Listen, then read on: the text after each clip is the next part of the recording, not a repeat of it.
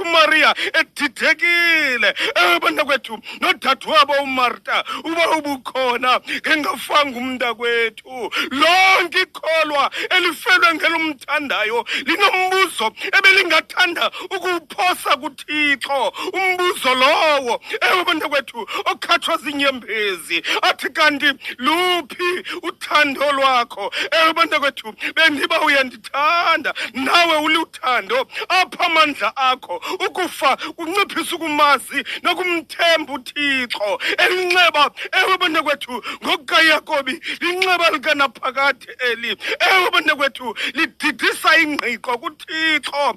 bana kwethu ndiyakudla ndiyekela abafileyo ndisenza isijwili ngenxa yonyana wam bana kwethu namhlanje sithetha nabo bonke abenzi bezijwili ngenxa yokuhlaselwa kukufa bana kwethu abancumileyo ebusweni kodwa beqaqanjelwa esinhlizweni zabo bana kwethu kwalila indoda kaThixo emaziyo nendlela zakhe zonke inyembezi ziphuma enhlizweni etyumkileyo esiva ubukrakra bana kwethu obaviwa nguNabhoti kwindlela eya nebuya ekufeni bana kwethu ukufa kuluhambo lokubuya kuThixo athi obangayo kanye okolo hambo hlala undifundisa ukuthi mayenzeke intando yakho bana kwethu uhambo lokufa lunengozi kodwa wena Thixo xa bana kwethu uthe wandihlutha into bendiyithanda ndakuthi ububuyise yakho kakade bana kwethu mayenzeke intando yakho ndakuhliwa nakukufa amandla am aphele onke bana kwethu ndakusuka nditsho ndicula kweliphezulu mayenzeke intando yakho bana kwethu akuphela amathuba okumkhonza nokumdumisa uThixo kakade ukufa kudidisa inhliziyo ibe njalo isuke ingaboni isizathu sakubuyela kuThixo ngenxa yokumzonda nokumkhalimela uThixo bana kwethu ushwangathela ke lo mculi ngelithi ndakuphelelwa mna zinyembezi ukukhunga amandla omthandazo amazwi okuthandaza angasekho ndakusuka ndithi mayenzeke intando yakho bana kwethu umpostile wenhlanga umkiliki uthe ezama ukunika ichiza kwelinxeba bazalwane andithanda okokuba ningazi mayela nabalela ukufa ukuse nina ningabe ubuhlungu njengabanye abangenathemba bona kuba xa sikholwa uba uKristu wafa wabuya wavuka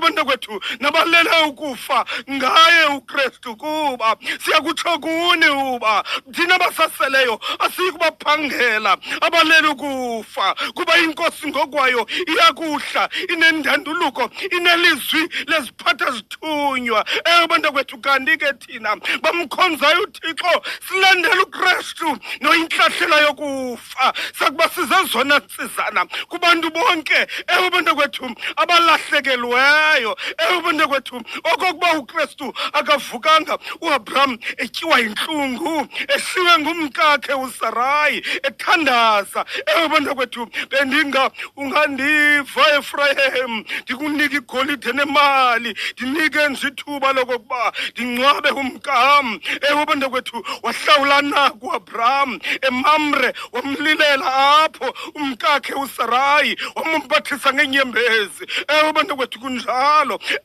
abafelwa ngabo basenyongweni kubo kunjalo nale lithi bana kwethu wakuxakwa zinkathazo zobubomi inceba bana kwethu wayinyanga ngobubele esona sihlobo nguYesu wakunceda xa uwayo wasabela wakumbiza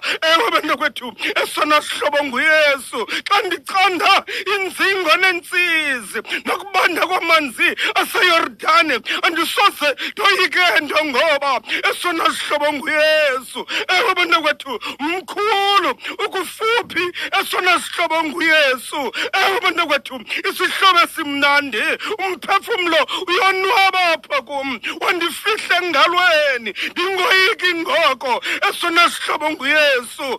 bana kwethu xa ndifika ekhaya ndohlala kunye nabo abahambe phambi kwam soyibonga inkosi ngale ngoma singaphezi esona sihlobo nguYesu. Ewe bantakwethu, ubomi beli lizwe buphela kamsinya, ubomi obuninzi bobo belizayo. Ewe bantakwethu, zisulwa inyembezi kwabalele kwelo cala. Ewe bantakwethu, undikhoyo liyazithuba lokokuba azisuli inyembezi emehlweni abo, ngoba unguye kakade undikhoyo wenyaniso onokuthenjwa ngamaxesha onke. Makuthenjwe yena, nguye ungumthuthuzeli. Kumele kakade okokuba sililele kuye kuba unguye ongumkhongozeli wenyembezi zethu.